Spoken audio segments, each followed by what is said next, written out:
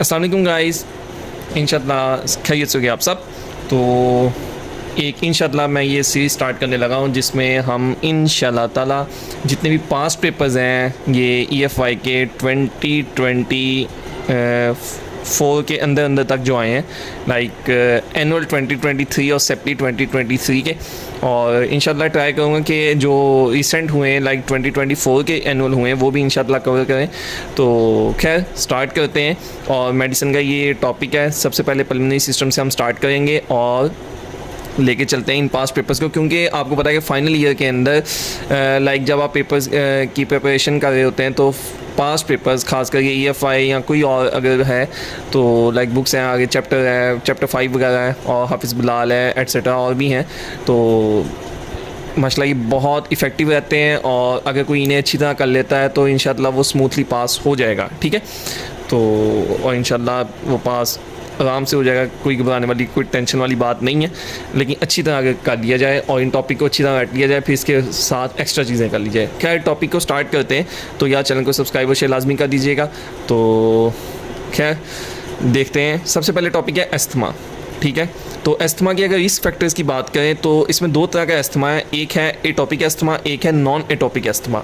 ठीक है, अगर हम एटोपिक अस्थमा की बात करें तो एटोपिक अस्थमा में फैमिली हिस्ट्री पॉजिटिव होगी, इन्वायरमेंटल फैक्टर्स जिसमें dust, pollens, food, animal dander है। ठीक है, यानी फैमिली हिस्ट्री पॉजिटिव है और इन्वायरमेंटल फैक्टर्स आ जाते हैं किसमें, एटोपिक अस्थमा में। और नॉन एटोपिक अस्थमा की बात करें तो इसमें फैमिली हिस्ट्री क्या होती है, नेगेटिव होती है और वो वायरल रेस्पिरेटरी इन्फेक्शन वगैरह की वजह से मतलब हुआ होता है। ठीक है, तो अभी हमने एटॉपिक और नॉन एटॉपिक की बात की। एटॉपिक में क्या है, फैमिली हिस्ट्री पॉजिटिव है, environmental factors, dust, pollens, food, animal dander ये एटसेट्रा आते हैं। अच्छा, उसके बाद नॉन एटॉपिक अस्थमा की हमने बात की तो उसमें फैमिली हिस्ट्री नेगेटिव है। ठीक है, और non atopic non family history, चले यहाँ से ऐसे याद रख लेते हैं। और दूसरा वाइल्ड एस्पाइटी इन्फेक्शन वगैरह इसमें होते हैं। ठीक है, अच्छा, recurrent episodes of bilateral wheezing on both expiration and inspiration with severe dyspnoea that is worsen at night plus minus early morning. ठीक है, इसमें रिकरेंट एपिसोड्स आएंगे बाइलेटरल वीजिंग के, एक्सपायरेशन पे भी इंस्पायरेशन पे भी। ठीक है, और इसके साथ सीवियर डिस्पनिया होगा और ये रात को बहुत ज़्यादा हो जाएगा और या सुबह बहुत ज़्यादा हो भी सकता है, नहीं भी हो सकता। ठीक है, अच्छा, इसका जो फीचर्स में है उसमें ड्राई अनप्रोडक्टिव कफ, खुश खांसी है। ठीक है, इधर मैंने लिखा भी हुआ है खुश खांसी। ठीक है, खुश खांसी है और एफिब्राइल पेशेंट है इसमें। अच्छा, इसके बाद चेस्ट टाइटनेस है और उसका लाइक वो छाती जुगड़ी हुई होगी एक किस्म की। और ऑन फिजिकल एग्जामिनेशन इसमें पल्सस पैराडॉक्सिस है, यानी पल्सस पैराडॉक्सिस का मतलब ये है कि इसमें जो सिस्टेमिक ब्लड प्रेशर है वो 10 मिलीमीटर मर्करी जो BP के ऊपर हमें मेजरमेंट होती है वो इंस्पायरेशन के दौरान कम हो जाएगा। ठीक है, अच्छा, उसके बाद इसमें जो रेजोनेंस नोड है वो हाइपर रेजोनेंट परकशन नोड है। उसके बाद वेसिकुलर ब्रीथ साउंड्स है विद प्रोलॉन्ग एक्सपायरेशन और इंस्पायरेटरी ब्रोंकाई है इसमें। ठीक है, अच्छा, अब बात कर ली अस्थमा की। इसमें इस फैक्टर्स में दो है, atopic asthma, non atopic asthma. Atopic asthma में क्या है, इसमें है फैमिली हिस्ट्री पॉजिटिव है, एनवायरमेंटल फैक्टर्स में डस्ट, पोलन्स, फूड और एनिमल डेंडर है। ठीक है, नॉन एटोपिक अस्थमा की बात करें तो उसमें फैमिली हिस्ट्री क्या है, नेगेटिव है और वायरल रेस्पिरेटरी इन्फेक्शन है। अच्छा, इसमें होता क्या, रिकरेंट एपिसोड्स हैं बाइलेटरल वीजिंग के, एक्सपायरेशन पे भी इंस्पायरेशन पे भी, साथ में डिस्पनिया है जो रात को बहुत ज़्यादा हो जाता है और प्लस माइनस अर्ली मॉर्निंग है। ठीक है, उसके बाद खुश खांसी है, इसमें अनप्रोडक्टिव कफ है और एफिब्राइल पेशेंट होता है, चेस्ट टाइटनेस है। और उसके बाद ऑन फिजिकल एग्जाम की बात करें तो पल्सस पैराडॉक्सिस है, यानी 10 mmHg ब्लड प्रेशर डिक्रीज हो जाएगा इंस्पायरेशन के दौरान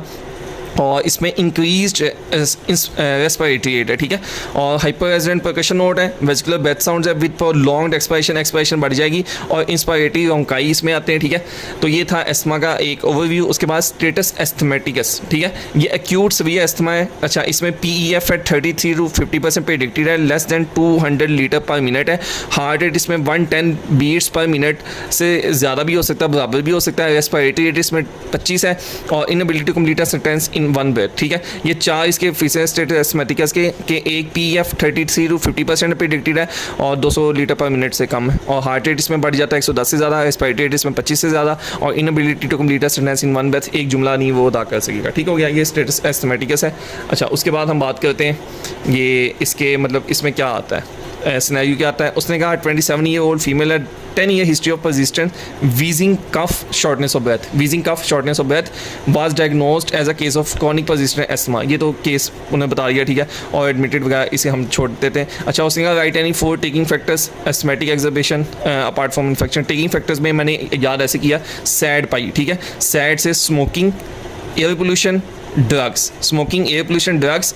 उसके बाद फिजिकल फैक्टर्स आ जाते हैं जिसमें एक्सरसाइज है, कोल्ड वेदर के अंदर इमोशनल स्ट्रेस है और इनहेल्ड एलर्जेंस, ठीक है। सैड पाई, स्मोकिंग, एयर पोल्यूशन, ड्रग्स। अच्छा, उसके बाद फिजिकल फैक्टर्स में एक्सरसाइज आ जाती है, कोल्ड वेदर में इमोशनल स्ट्रेस आ जाता है जिसमें, और इनहेल्ड एलर्जेंस हैं। एलर्जेंस की हमने ऊपर बात कर ली है, ठीक है। पोलन्स हो सकते हैं, फूड, एनिमल, डेंडर, ठीक है, एक्सेट्रा। अच्छा, उसके बाद इसने इधर ब्लू बॉक्स में लिखा कि जो बीटल नट्स हैं ये एग्रीवेट कर देते हैं अस्थमा को, क्योंकि इनमें क्या होता है, एरिकोलिन होता है जो मेथाकोलिन की तरह का होता है, ठीक है। बीटल नट्स क्यों एग्रीवेट कर देते हैं अस्थमा को, क्योंकि उनमें एरिकोलिन होता है जो बिल्कुल सिमिलर होता है, एक किस्म का मेथाकोलिन की तरह।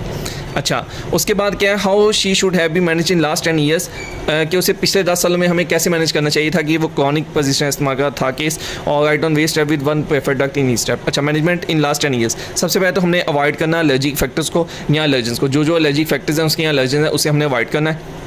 उसके बाद इस फैक्टर को कंट्रोल करना है। उसके बाद डिसेंसिटाइजेशन करनी, मतलब उसे ना सबक्यूटेनियस इंजेक्शन लगाने हमने, जो एलर्जेंस का एक्सट्रैक्ट होगा उसके रिपीटेडली थोड़ी थोड़ी अमाउंट में लगाते जाना ताकि वो डिसेंसिटाइज हो जाए उससे, ठीक है। अच्छा, उसके बाद जो फार्माकोथेरेपी है इसमें 5 स्टेप हैं, ठीक है, 5 स्टेप मेडिकेशन के, और बाद में स्टेप डाउन थेरेपी आ जाती है, यानी 6 पॉइंट्स हैं, 1, 2, 3, 4, 5 और स्टेप डाउन थेरेपी, ठीक है। पहले हम 1, 2 की बात कर लेते हैं। 1, 2 में क्या है, साबा है, शॉर्ट एक्टिंग बीटा 2 एगनिस्ट साबा, अल्ब्यूटाल, साल ब्यूटामोल, वेंटोलिन, टर्ब्यूटालिन। तो पहले हमने याद रखना है स्टेप 1 में साबा, और स्टेप 2 में क्या है, साबा प्रेफर करते हैं, साथ लो डोज ICS है, इनहेल्ड कॉर्टिकोस्टेरॉइड्स, ठीक है, जिसमें बेक्लोमेथासोन है, मोमिटासोन है, ठीक है। और इसके बाद अगर हम अल्टरनेटिव की बात करें,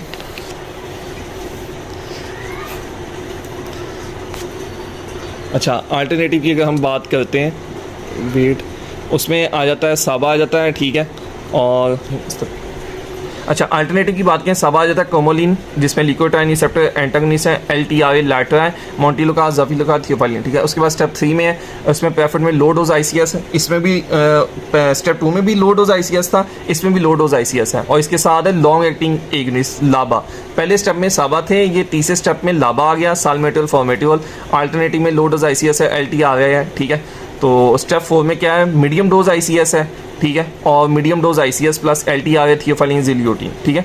अच्छा, स्टेप 5 की बात करें तो हाई डोज, 5वें में हाई डोज है, तीसरे में लो डोज ICS है, चौथे में मीडियम डोज ICS है, और 5वें में हाई डोज ICS है, ठीक है।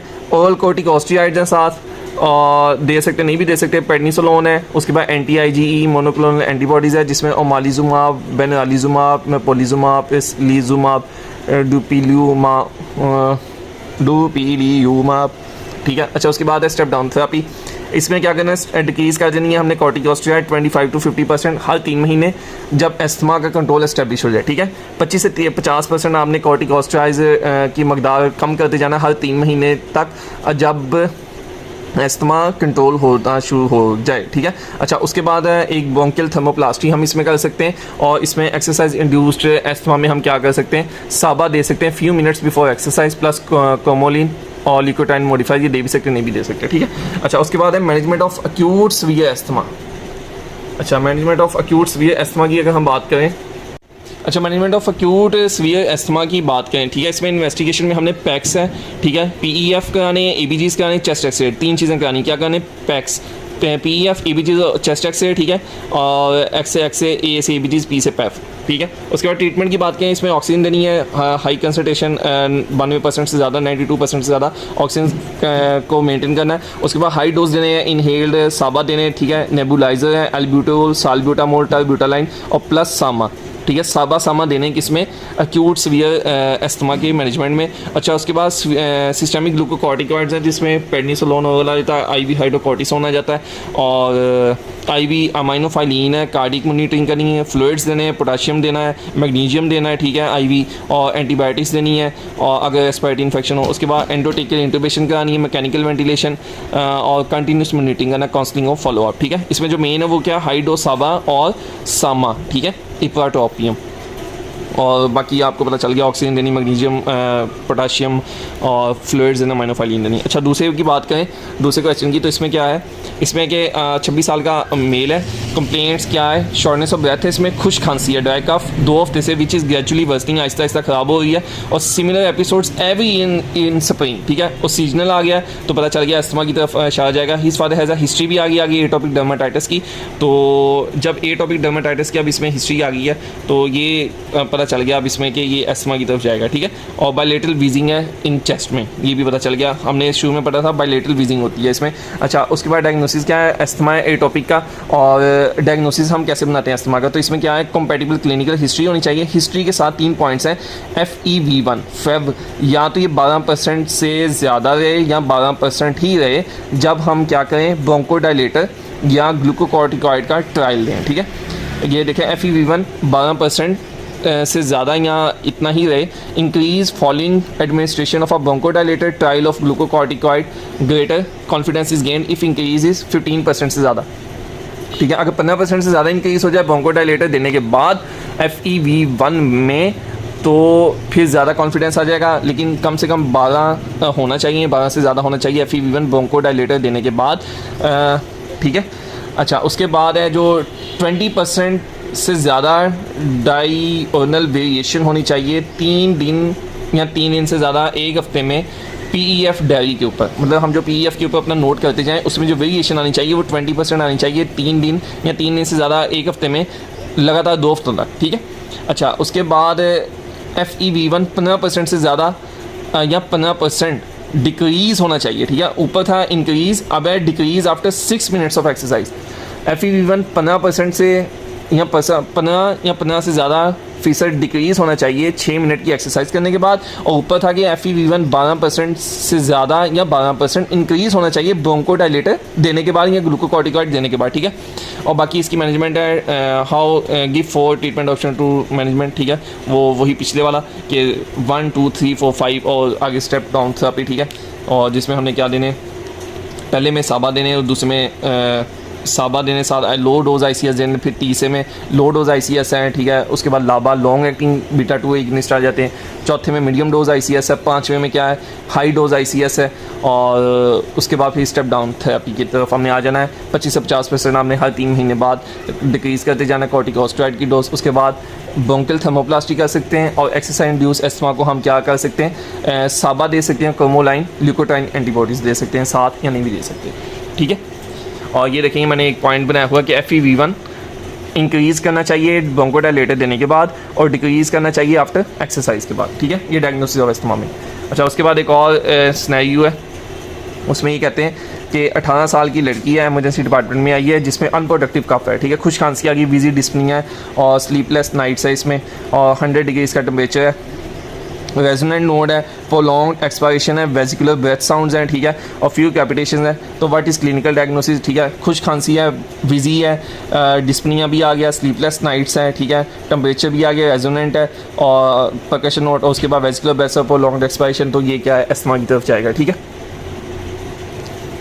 अच्छा, डायग्नोसिस अस्थमा इन्वेस्टिगेशन में हम क्या करेंगे, ठीक है, हिस्ट्री, क्लिनिकल एग्जामिनेशन, इमेजिंग में एक्सरे चेस्ट HRCT स्कैन कराएंगे, ठीक है, पल्मोनरी फंक्शन टेस्ट में कराएंगे, वही स्पायरोमीट्री के 15% इंप्रूवमेंट होनी चाहिए FEV1 में ब्रोंकोडायलेटर देने के बाद, तो ज़्यादा कॉन्फिडेंस, हमने वहाँ 12% पढ़ा था, लेकिन 15% के ऊपर हमने कहा था ज़्यादा कॉन्फिडेंस आ जाता है, और लेस दैन या 20 या less than 20 microgram methacholine bronchial provocation test कराना है, और FEV1 फॉल्स करना चाहिए 20%, ठीक है। ये सेंसिटिव है लेकिन स्पेसिफिक नहीं है। उसके बाद मेजरमेंट ऑफ एलर्जिक स्टेटस हमने कहा है CBC, periostin levels, prick test कराने, IgE लेवल्स कराने, जिसमें एलिवेट हो जाते हैं, और CM periostin level indicator of eosinophilia, और इसके बाद skin prick test using intradermal injection of common allergens, ठीक है। अच्छा, उसके बाद अदर्स में हम क्या करेंगे, स्पुटम एग्जामिनेशन, जिसमें 3 C's हमने याद रखते हैं। स्पुटम एग्जामिनेशन में क्या है, कशमैन स्पायरल्स हैं, Creola bodies, charcoal Leyden crystal, क्या है 3 C's है, Curschmann spirals, Creola bodies, charcoal Leyden crystals हैं। उसके बाद ब्लड ABGs हमने करानी, जिसमें हाइपोक्सिया, हाइपरकार्बिया, ये हिस्ट्री है, मतलब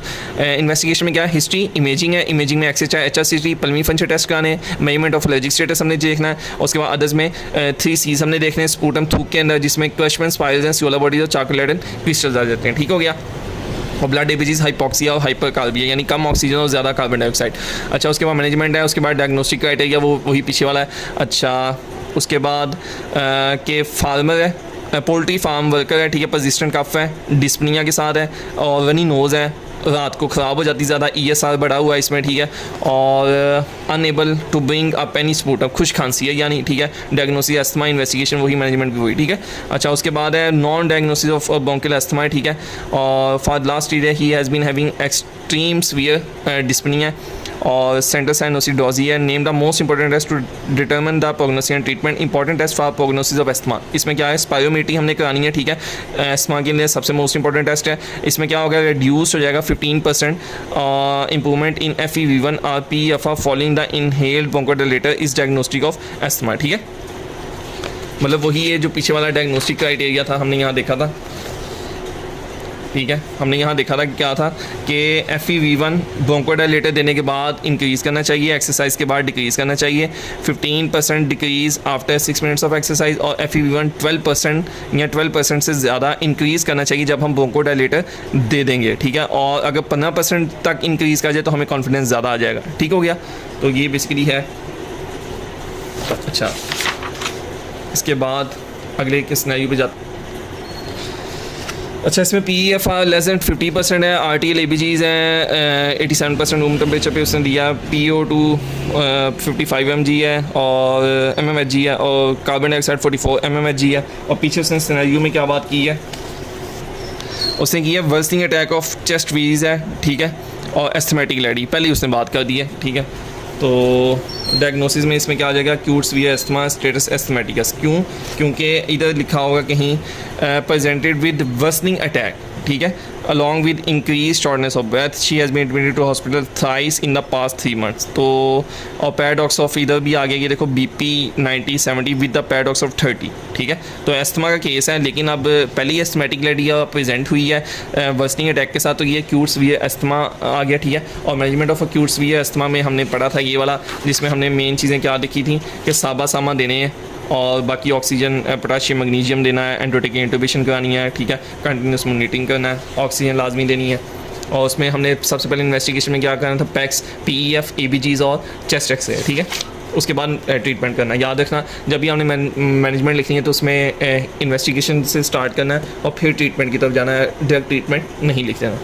तो सबसे पहले तो हिस्ट्री की बात करनी है, उसके बाद इन्वेस्टिगेशन, फिर ट्रीटमेंट, ठीक है। उसके बाद काउंसलिंग फॉलोअप भी आप लिख दें तो बेटर है। अच्छा, उसके बाद फिर अब अगला क्वेश्चन देखते हैं। अच्छा, अगले क्वेश्चन की वो बात कर रहा है, वो बात कर रहा है 20-year-old male, history of repeated visit to medical emergency है एवरी स्प्रिंग सीजन। जब स्प्रिंग सीजन की बात आई तो एस्थमा का, ठीक है, पर long time forceful expiratory effort है। अच्छा, इसमें उसने जो पार्शियल प्रेशर कार्बन डाइऑक्साइड का वो 58 mmHg है, ठीक है। डायग्नोसिस तो हमें पता चल गया एस्थमा का। अच्छा, उसने कहा व्हाट डू ABGs शो। अब ABGs क्या शो कर रहे हैं, ये देखें 58 mmHg है, तो ABGs क्या है, टाइप 2 एस्पायरिटी फेलियर। क्यों, क्योंकि पार्शियल जो कार्बन डाइऑक्साइड का वो 45 से ज़्यादा है, और जो पार्शियल ऑक्सीजन का वो क्या है, वो 60 से कम हो, ठीक है। लेकिन मेन हमने कार्बन डाइऑक्साइड को हमने देखना है, ऑक्सीजन का इसमें कम ही होता है जनरली। अच्छा, हालांकि इधर 68 उसने दिया है, लेकिन ये टाइप 2 एस्पायरिटी फेलियर क्योंकि कार्बन डाइऑक्साइड का इसमें 45 से ज़्यादा। ये MCQs भी आया था इस साल। अच्छा, मतलब ऐसा ही कुछ आया था MCQs में ना। अच्छा, टाइप्स ऑफ एस्पायरिटी फेलियर दो तरह की हैं, टाइप 1, टाइप 2। टाइप 1 में क्या है, हाइपॉक्सिया है, और टाइप 2 में भी हाइपॉक्सिया, दोनों में यानी कार्बन डाइऑक्साइड का 60 से कम होना ही होना। लेकिन जो टाइप 1 है उसमें दोनों में ऑक्सीजन का कम ही होना है 60 से। टाइप 1 में भी, टाइप 2 में भी हाइपॉक्सिया होना है, ऑक्सीजन का पार्शियल प्रेशर कम होना है 60 mmHg से, ठीक है।